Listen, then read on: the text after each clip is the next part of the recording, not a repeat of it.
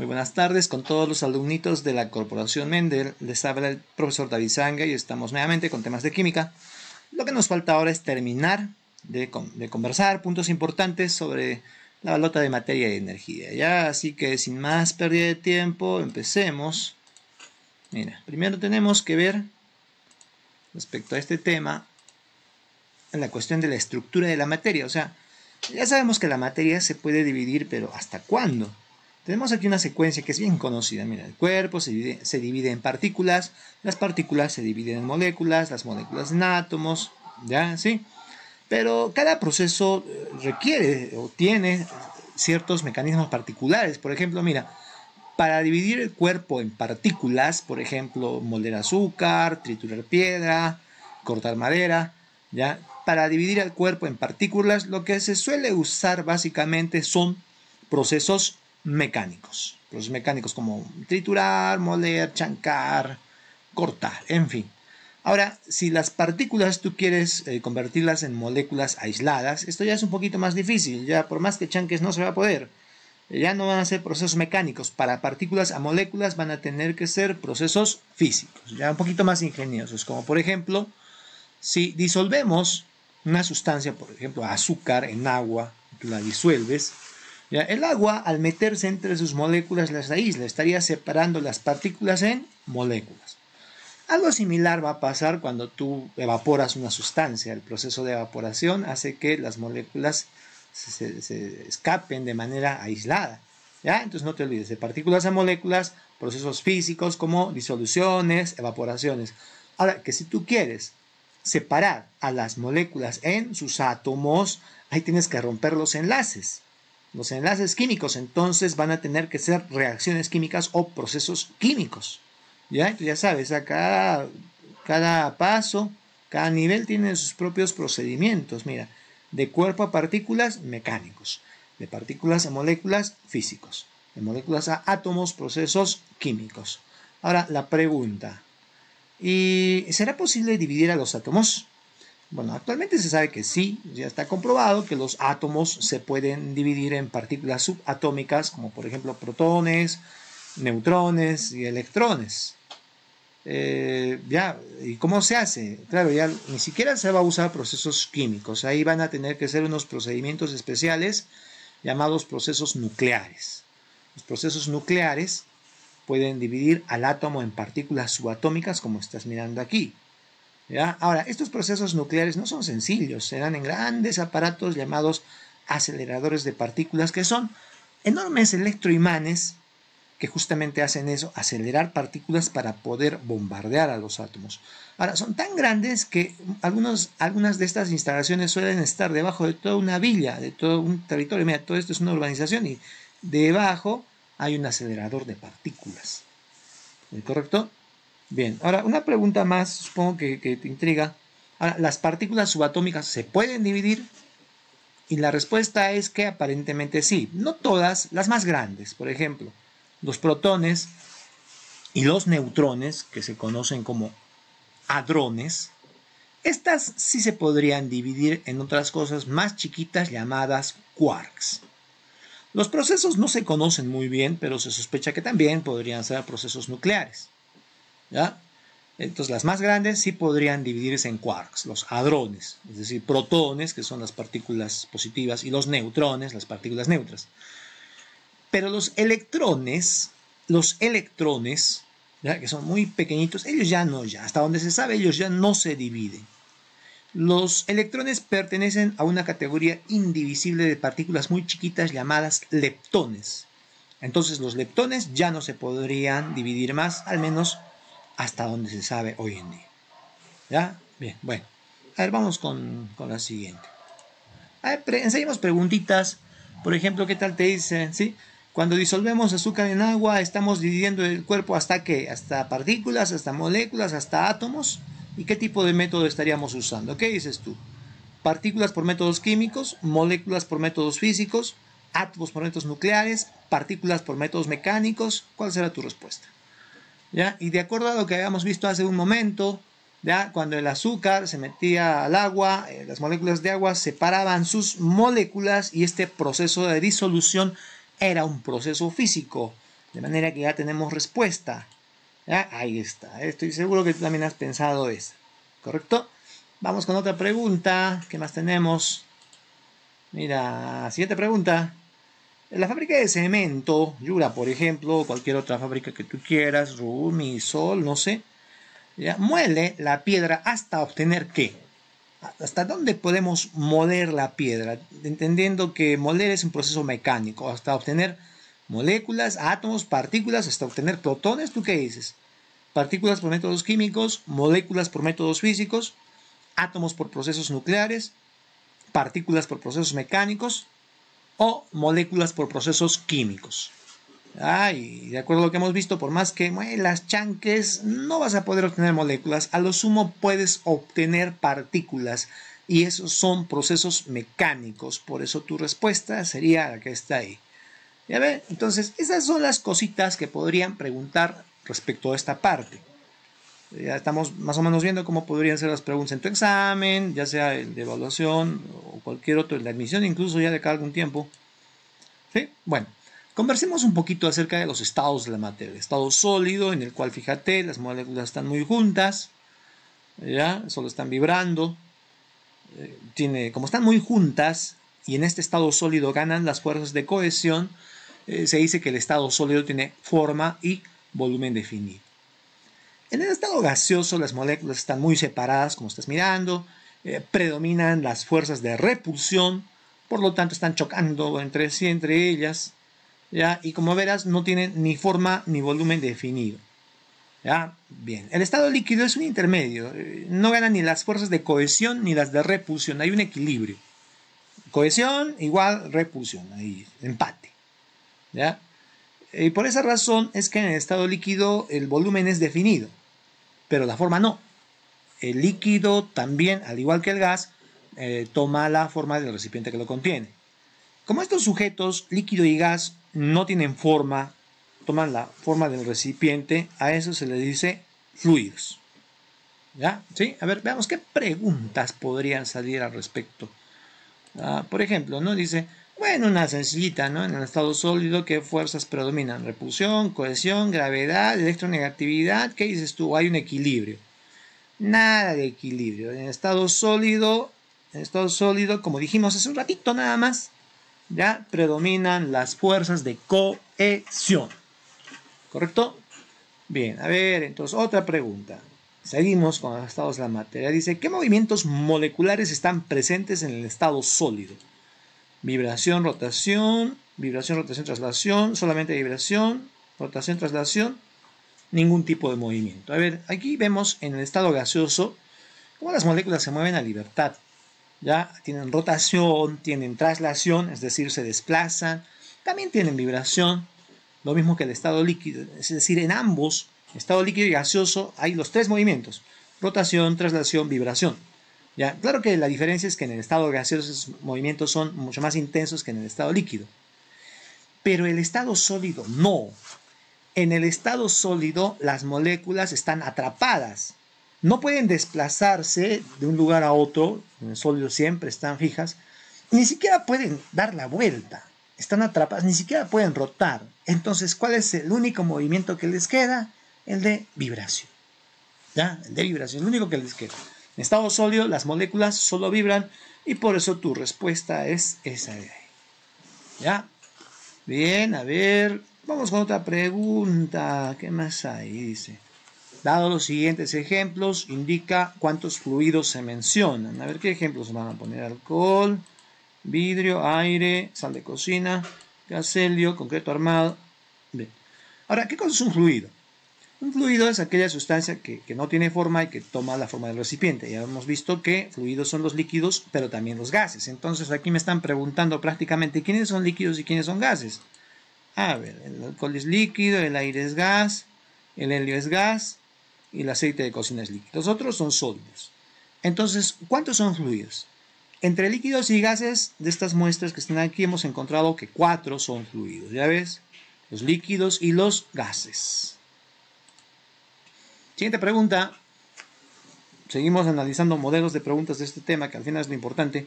Dice, de los siguientes ejemplos, indique cuántos materiales incompresibles, ojito, lee bien, incompresibles, o sea, que no se puede comprimir. ¿Ya? A ver.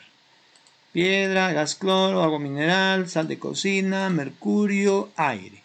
¿Ya? Entonces, ¿a qué se refiere? Los gases son compresibles porque entre las moléculas de gas hay harto espacio. Entonces, si tú le aplicas una presión al gas, el gas reduce su volumen. En cambio, el estado líquido y el sólido no. Los líquidos y sólidos no son compresibles o son incompresibles, si tú quieres, debido a que sus moléculas están muy cerca. Entonces, por más que apliques presión, el volumen no va a variar mucho. Entonces, aquí es como si me estuvieran preguntando quiénes no se comprimen, o en otras palabras, quiénes son sólidos y quiénes son líquidos. ¿Ya? Así que, a ver, veamos. Sólido, agua mineral líquido, sólido, mercurio líquido. ¿Ya? Entonces, ¿qué tenemos? Que entre sólidos y líquidos los que no se comprimen son 4, porque los otros, el gas, el otro gas, ya ellos sí son compresibles. Muy bien. Ya. No habíamos hablado de esto, el cuarto estado de la materia. El cuarto estado de la materia, el estado plasmático, ¿ya? Se supone que es cuando la materia, debido a que está a altísimas temperaturas, sus átomos terminan rompiéndose. Entonces, este estado plasmático es un estado especial de altas temperaturas, ¿ya? Que está formado por un gas ionizado. Este gas ionizado tiene iones, partículas subatómicas, núcleos atómicos, ¿ya? Y bueno, pues, ¿no? A ver, el ejemplo característico es el material que forma el Sol y las estrellas. También durante un rayo la electricidad puede hacer que el gas se ionice y se convierta en plasma. En una explosión atómica también puede haber plasma. A ver, veamos las alternativas. En realidad creo que va a estar fácil, ¿eh? Porque mira, ¿qué dices tú? ¿La luz será plasma? ¿La electricidad será plasma?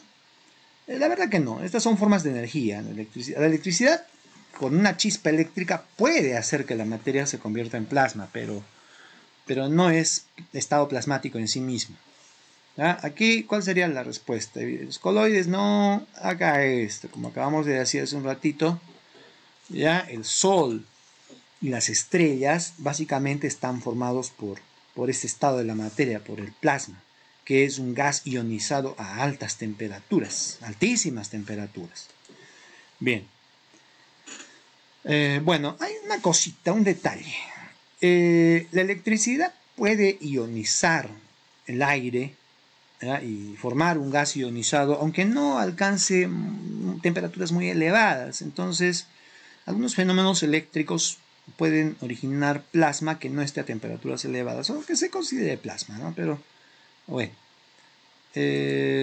Por ejemplo, en los televisores que dicen de plasma, entre comillas, claro, se usa la electricidad para ionizar el gas y tenemos un gas ionizado, cumple con el principal criterio de plasma.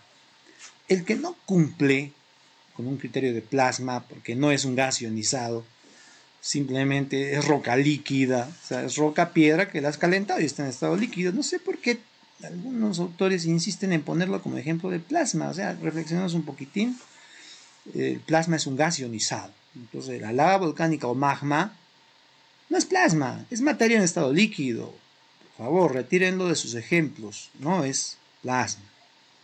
Bueno, entonces aquí nuestra respuesta sería, ¿qué dices tú? El Sol y las estrellas. También podría ser una explosión nuclear, también podría ser un rayo. Bien.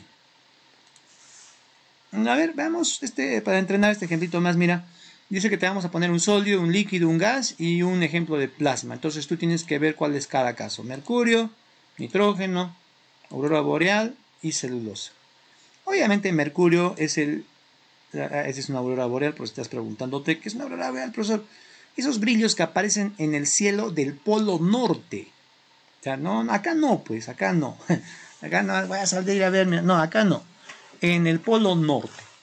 Porque por una cuestión del magnetismo de la Tierra y el ángulo con el que chocan los vientos solares, generan plasma en esta zona que se ve con esos colorcitos y a eso se le conoce como auroras boreales. El mercurio, para los que no lo conocen, es un líquido muy pesado y es un metal líquido. Así es el aspecto del mercurio. Bien, entonces, ¿cómo quedaría esto? Si el mercurio es líquido, quedaría así. Líquido, nitrógeno sería gas. La aurora boreal, como hemos quedado, es plasma. Es un ejemplo de plasma. Y la celulosa sería sólida. ¿Ya? Entonces supongo que has pensado igual. A ver, repasemos cambios de estado. Mira, si tú le adicionas energía o calor, ¿ya? Estos cambios de estado, por ejemplo, cuando pasa de sólido a líquido se llama fusión, de fundir.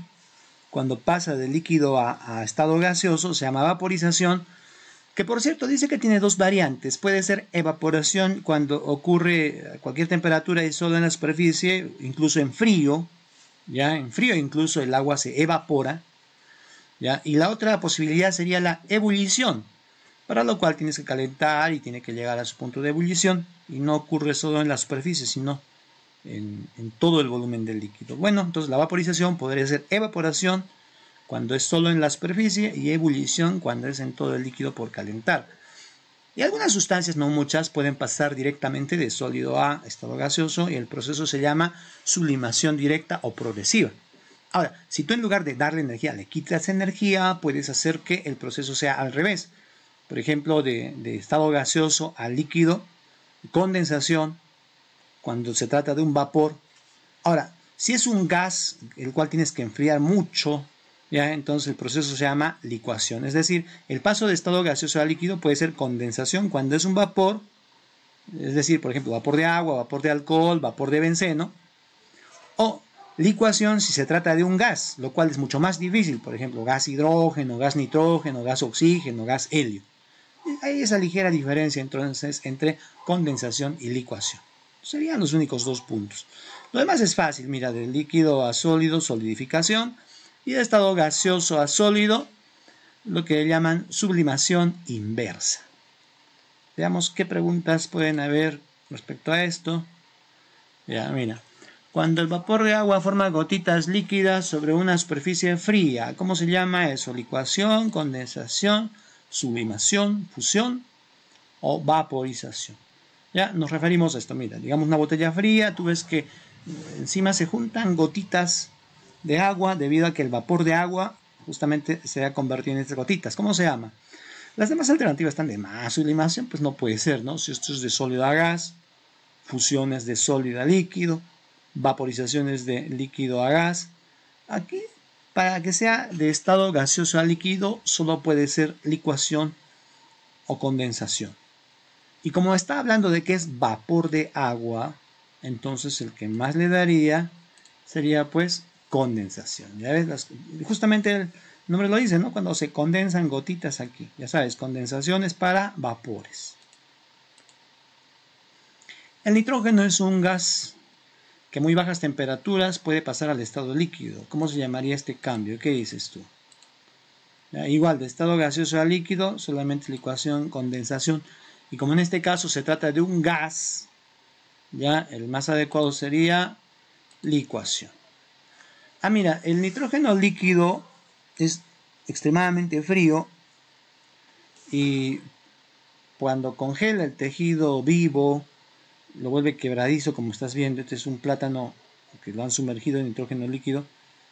Y incluso también puede congelar metal. Si tú congelas un candado, le das un martillazo, se rompe al toque.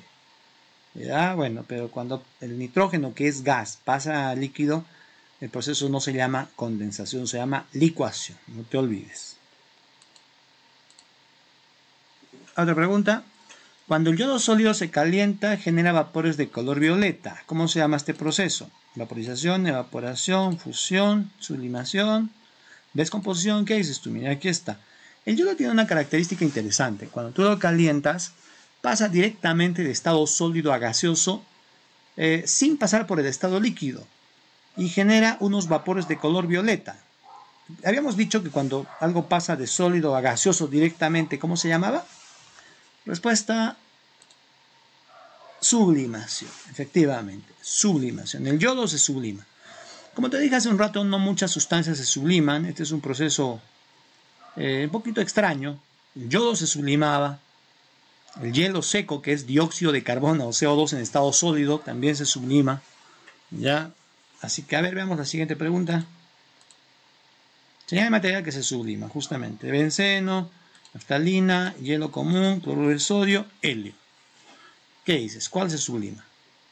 Primero, benceno es líquido y el helio es gas.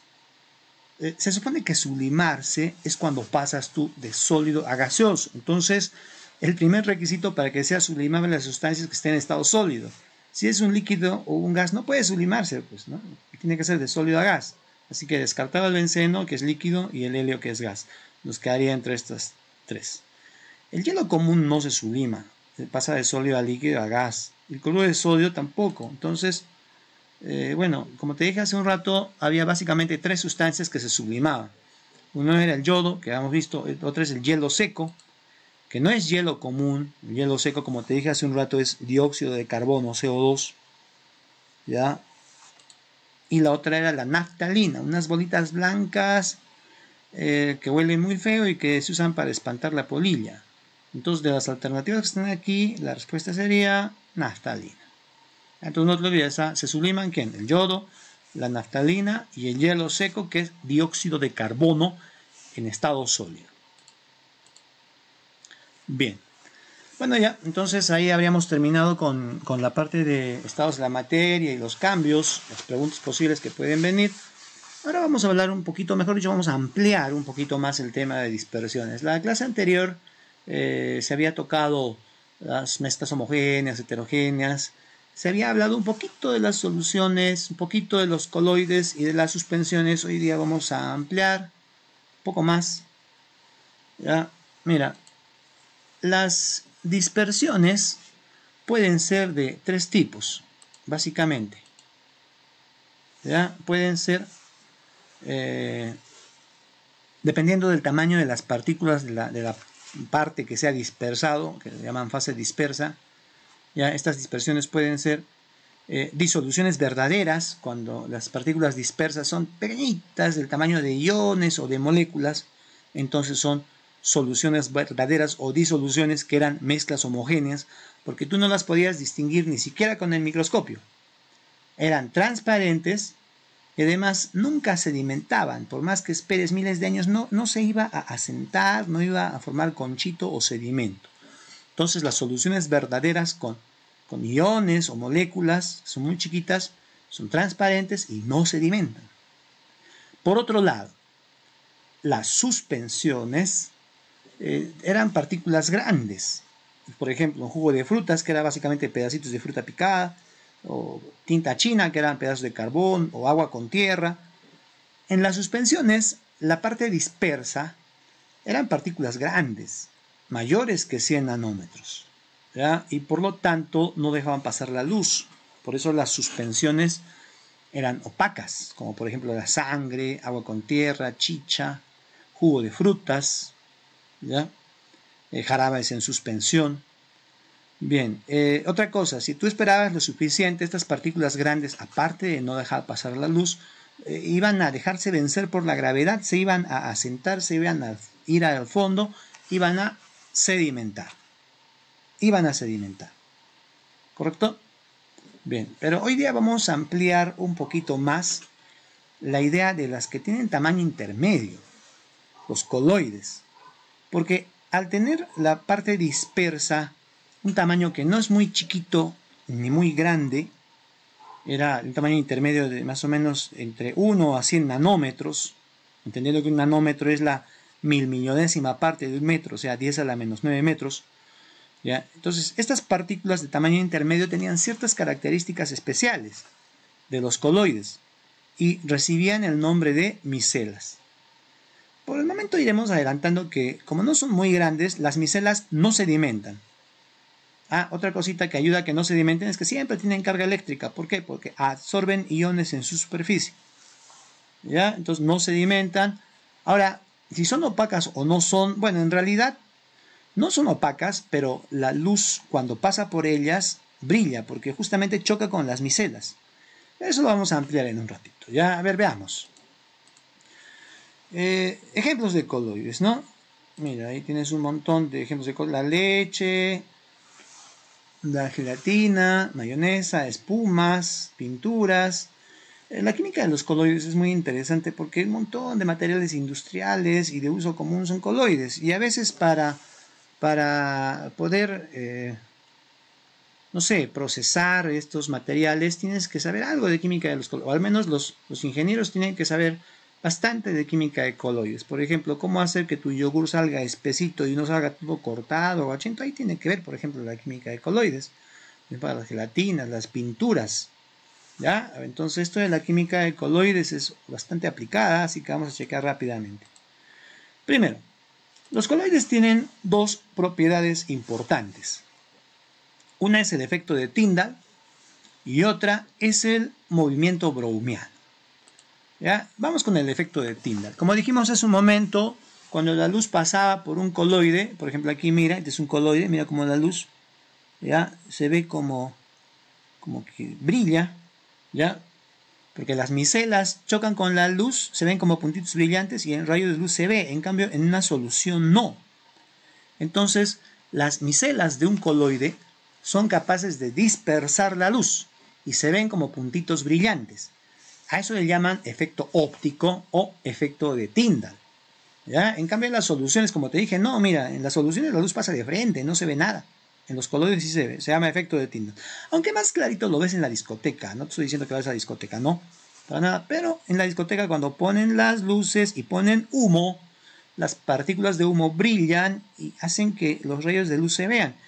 Eso se llama dispersión óptica o efecto de Tyndall, como te dije, y es una característica de los coloides, ¿ya? La otra es el movimiento browniano.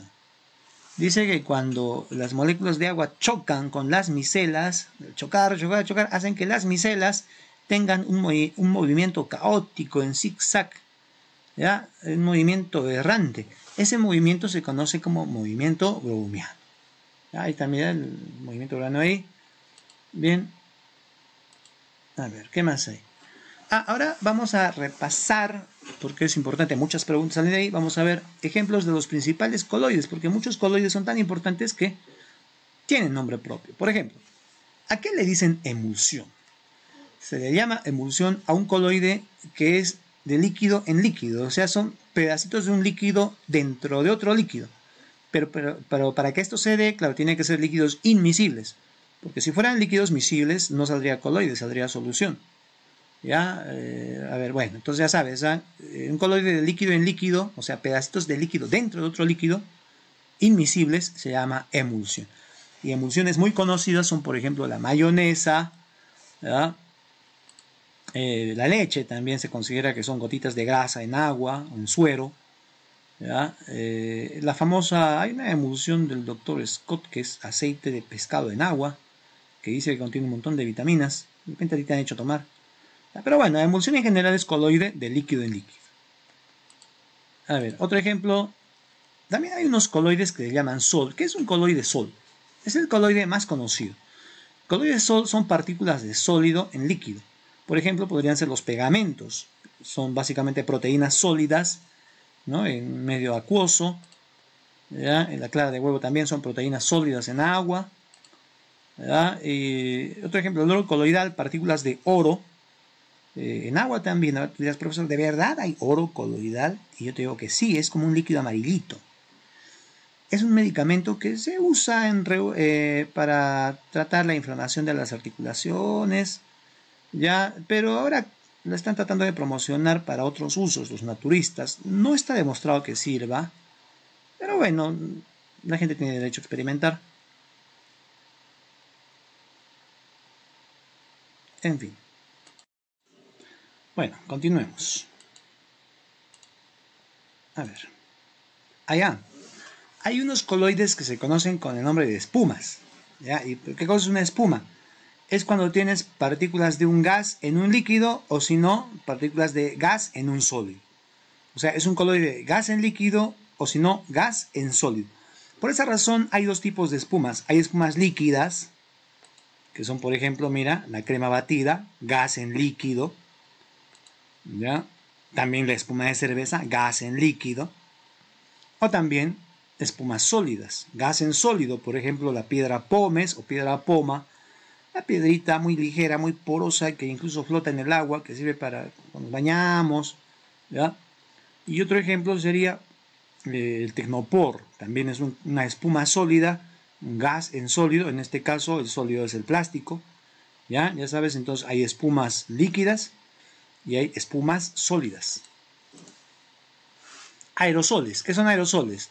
Sería cuando tienes partículas de un líquido en gas o si no, de un sólido en gas. Y de la misma manera hay entonces aerosoles líquidos y hay aerosoles sólidos. A ver, ejemplos de aerosoles líquidos, mira.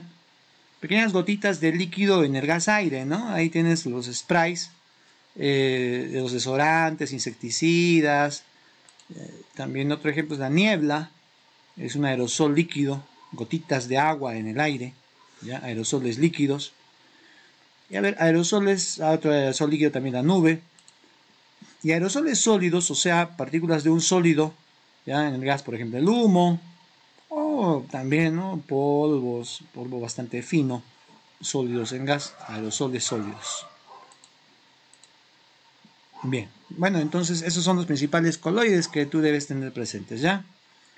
Bien, a ver, ahora, como último punto, ya tendremos que ver que las mezclas, ¿no? Les hemos conversado en la clase anterior, pero habíamos dejado pendiente cómo se separan. Hay muchos procesos para separar las mezclas en sus componentes que son importantes porque justamente, como habíamos quedado, una mezcla servía para obtener muchas materias primas. Ahora, lo importante era saber cómo separar esas materias primas, ¿ya? Entonces es muy importante obtener materiales puros a partir de las mezclas. Veamos los casos más conocidos. Por ejemplo, ¿cómo separarías tú una mezcla de líquidos miscibles? O sea, líquidos que se disuelven entre sí, digamos agua y alcohol. ¿Cómo los separarías? Lo más adecuado sería un proceso que se llama destilación fraccionada.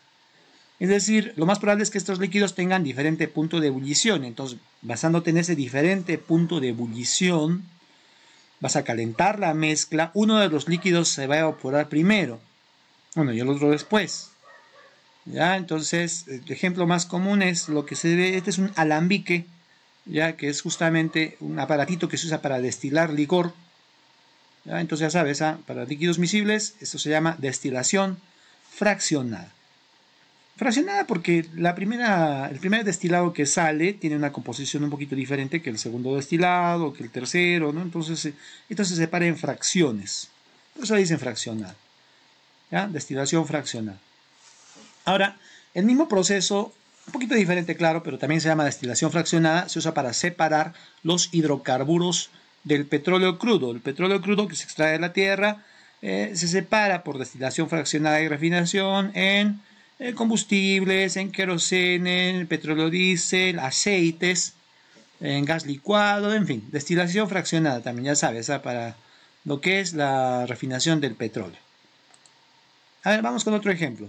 ¿Y qué tal si tenemos líquidos inmiscibles? Por ejemplo, agua y aceite. Acá ya no es necesario destilar, es más fácil. Líquidos inmiscibles no se mezclan. Lo único que vas a hacer es escurrir.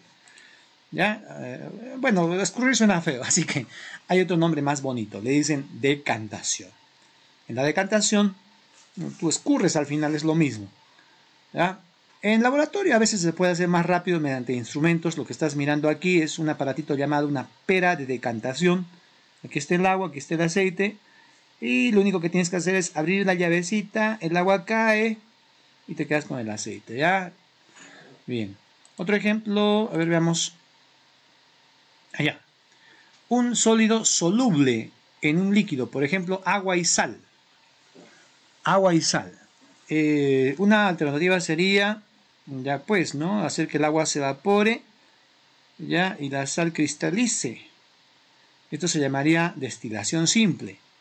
Ya no es como la anterior entre líquidos, no.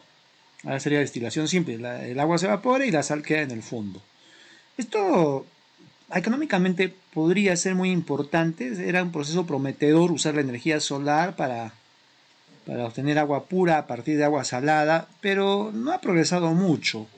Actualmente hay un método mejor, ¿ya? Que la destilación simple. Mira, si quieres separar agua y sal, lo cual es económicamente muy importante, porque lo que nos falta es agua dulce.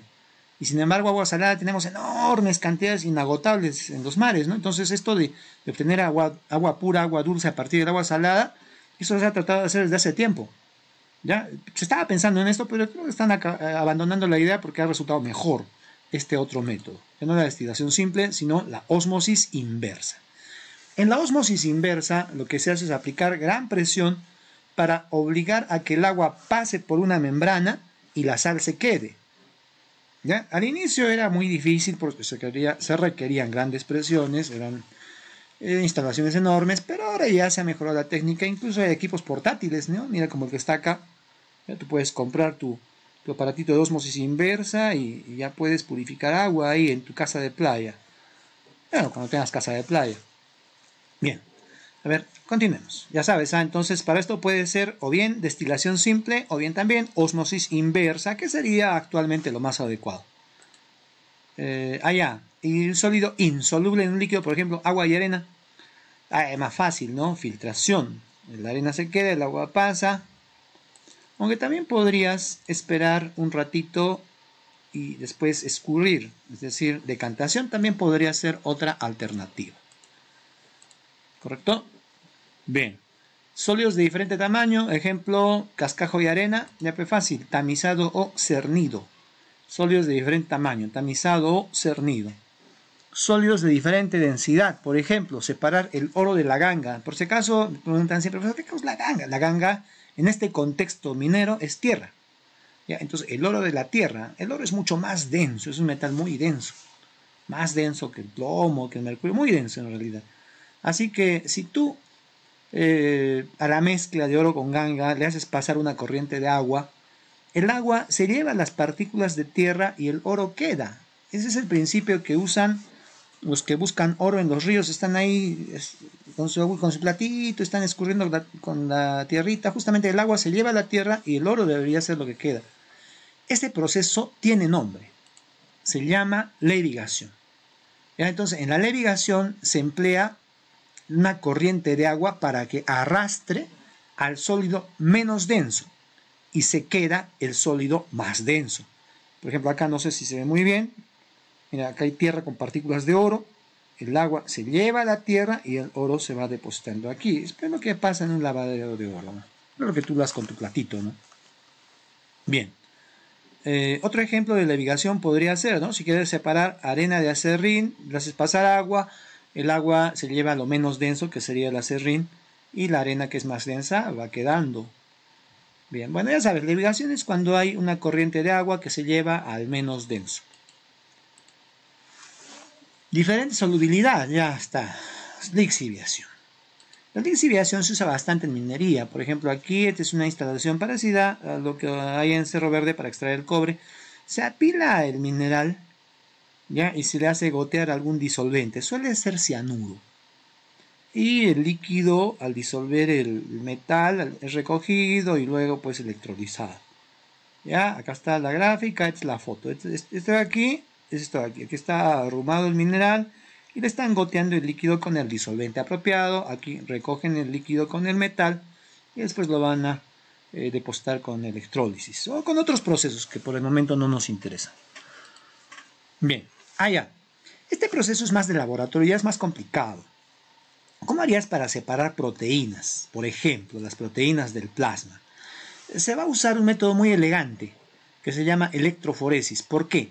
Porque las proteínas tienen diferente carga eléctrica. Entonces, usando esa carga eléctrica, algunas proteínas van a ser más fácilmente arrastradas que otras. Entonces, ese proceso de separar mediante la carga eléctrica se llama electroforesis. Y el ejemplo más conocido es la electroforesis de las proteínas del plasma, que es un examen de laboratorio común para ver cómo está pues, tu hígado, básicamente, ¿no? Si tu hígado está produciendo bien las proteínas de tu cuerpo. Electroforesis. Bien, listo. Entonces, esos serían los métodos de separación. Ya. Hay un par... mira, no me puedo despedir sin antes advertirte acerca de unas preguntas importantes. Dice que tienes que tú diferenciar muy bien qué son fenómenos físicos de fenómenos químicos. ¿Ya? Bueno, yo solo tengo que decirte que en un fenómeno físico no hay nuevas sustancias, la sustancia sigue siendo la misma. Claro que puede haber algún cambio de propiedades, pero la fórmula no va a cambiar. En cambio, en un fenómeno o procedimiento químico, sí, hay nuevas sustancias. ¿Ya? Entonces, mira, a ver, fenómeno físico. Por ejemplo, aquí, a ver, ¿tú qué dices? Este es un poquito de yodo, van a calentar el yodo y el yodo genera vapores de color violeta. Ahora tú dirás, ¿ese es proceso físico o químico? Respuesta físico, porque la fórmula no está cambiando, sigue siendo yodo. I2 sigue siendo yodo, solo está cambiando de estado. ¿Ya? Entonces, los fenómenos físicos se dan cuando no hay alteración en la estructura, no hay nuevas sustancias. En cambio, en el fenómeno químico sí. Mira, por ejemplo, aquí vamos a quemar un poquito de magnesio. En este caso, sí va a haber alteración de la fórmula. Ya no va a ser el magnesio puro Mg.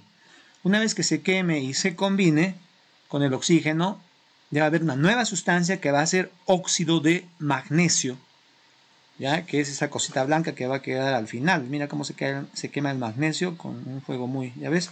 Ahí está quedando el óxido de magnesio acá. ¿Ya? Entonces, a ver. En los fenómenos físicos no hay nuevas sustancias. Hay cambio de propiedades, sí, pero no hay nuevas sustancias, no hay nuevas fórmulas. En cambio, en el fenómeno químico sí hay nuevas fórmulas químicas. Bien. Ejemplos de fenómenos físicos para que más o menos te hagas una idea. Por ejemplo, todo lo que es disoluciones físicas, disolver sal en agua, azúcar en agua, disoluciones físicas son fenómenos físicos. Los cambios de estado, sólido a líquido, líquido a gas. Dividir, fragmentar, moler, machacar, cargar eléctricamente, cambios de temperatura, ¿ya ves? La misma electricidad es un fenómeno físico. En cambio, en los fenómenos químicos, los principales ejemplos serían las combustiones, todo lo que es quemar, todo lo que es explotar, todo lo que es oxidar, corroer, cocinar también, freír, hervir. El cocinar implica que el calor desnaturaliza las proteínas, o sea, las cose, las cocina, y eso es un fenómeno químico. Todo lo que sea cocinar va a ser químico, ¿ya? En los ejemplos que te puedan poner. Fenómenos bioquímicos como por ejemplo respiración celular, fotosíntesis, mitosis, cicatrización de una herida, corrosiones, reacciones ácido-base y neutralizaciones. Bien, esos son todos los principales ejemplos que te hemos podido conseguir para que de alguna manera usted esté prevenido en este tipo de preguntas que son muy frecuentes. O sea, los que te evalúan consideran que es muy importante que tú distingas un fenómeno físico de un fenómeno químico. Así que a repasar esta tablita, por favor. Bien, y por último, chequemos el fenómeno de alotropía. ¿Ya? Esto es fácil. O sea, cuando un elemento está en el mismo estado físico, pero sin embargo tiene diferentes propiedades. Los ejemplos más conocidos son el oxígeno y el ozono, el diamante y el grafito, que son el elemento carbono. Diamante, grafito, que están en la punta de los lápices. Hay una tercera forma de carbono que es el buquibol, ¿ya? Que es unas moléculas en forma de pelota de fútbol, que le dicen también fullerenos. Y bueno, los últimos dos ejemplos de alotropía serían el azufre, que puede ser amarillo y blanco, ¿ya? Y el fósforo, que puede ser fósforo rojo y fósforo blanco. Por cierto, el fósforo blanco es muy explosivo y se usaba en bombas incendiarias que actualmente han sido prohibidas. ¿Ya? ¿Estamos? Entonces el azufre y el fósforo serían ejemplos también de esto. Bien, muchachos, entonces con esto hemos terminado la parte de materia. No te olvides de repasar, yo me despido. Hasta otra oportunidad. Muchas gracias.